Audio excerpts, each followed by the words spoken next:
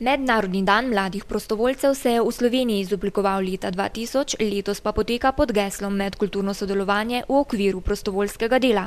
S festivalom prostovoljstva mladih v Mariboru želijo organizatorji združiti slovenske prostovoljske organizacije in ljudem predstaviti prostovoljsko delo mladih. Kako mlade spodbujate za prostovoljno delo? Poskusimo jih motivirati mogoče s kakšnimi družabnimi srečanji. Prostovoljci, ki so na primer vključeni v program učne pomoči, organiziramo tabor mladih, potem poskušamo jim organizirati kakšno izobraževanje in podobno. Zdaj pri nas pobujamo mlade, naše uporabnike mlade, ki jih imamo v projektu Skupaj zmoremo, ko delamo z družino tiste udeležence, da sodeluje z nami predvsem naprimer na otroškem lentu, potem včasih gremo na osnovne šole, kjer spodbujamo, da se vključijo v naš program mladinske delavnice otroci in hkrati pozneje pa prevzamejo tudi vloge prostovoljca. Ne pač, da pomagamo drugim, da nekako aktivno preživljamo svoj prosti čas, pa tudi, da se nekaj novega naučimo, da spoznamo nove prijatelje, pa meni je dosti pomeni to, da delam kot prostovoljka, nekako bolj aktivno, da preživim svoj prosti čas, pa tudi koristno. Ne. Zakaj pa mislite, da se mladi odločijo za prostovoljno delo?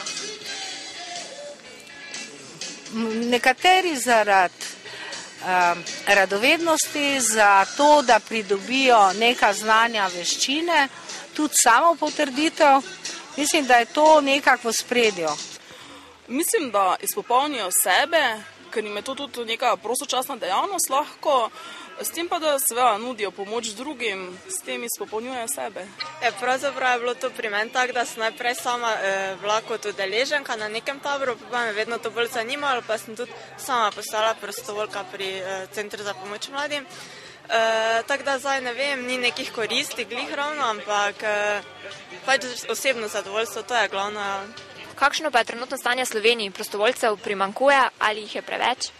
Preveč jih vsekakor ni, ne. Vedno so dobrodošli, potrebujemo jih, je jih kar nekaj, ampak si želimo še več.